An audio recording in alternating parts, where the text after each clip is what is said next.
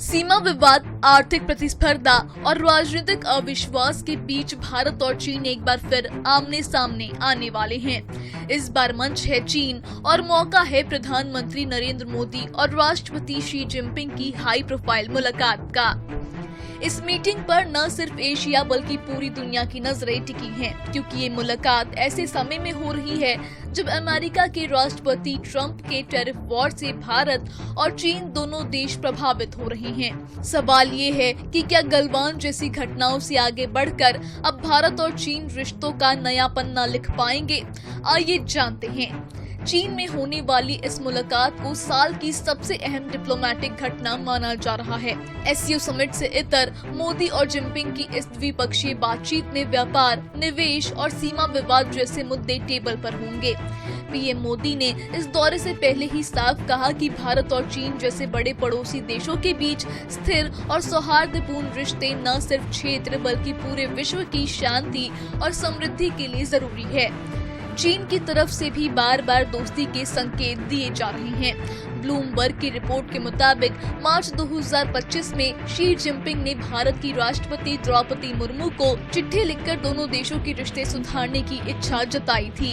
इसमें कहा गया था कि अगर भारत और अमेरिका के बीच कोई बड़ा समझौता हुआ तो उसका नुकसान चीन को झेलना पड़ सकता है। यही वजह है कि बीजिंग चाहता है कि भारत और चीन मिलकर नया आर्थिक रोड मैप तैयार करें। हालांकि चुनौतियां भी कम नहीं हैं। अरुणाचल प्रदेश से लेकर ब्रह्मपुत्र नदी पर चीन के डैम प्रोजेक्ट तक कई ऐसे मुद्दे हैं जो अविश्वास को बढ़ाते हैं।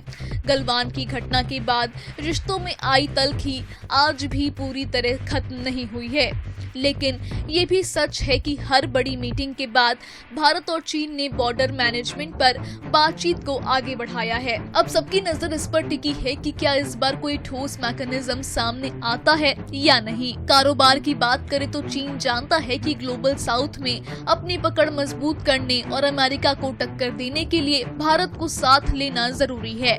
बिना भारत के चीन अपनी वैश्विक आर्थिक महत्वाकांक्षाओं को मुकाम तक नहीं पहुंचा सकता। यही कारण है कि ये मुलाकात सिर्फ बॉर्डर विवाद तक सीमित नहीं रहेगी, बल्कि इसमें ट्रेड डील और आर्थिक सहयोग के नए रास्ते भी निकल सकते हैं।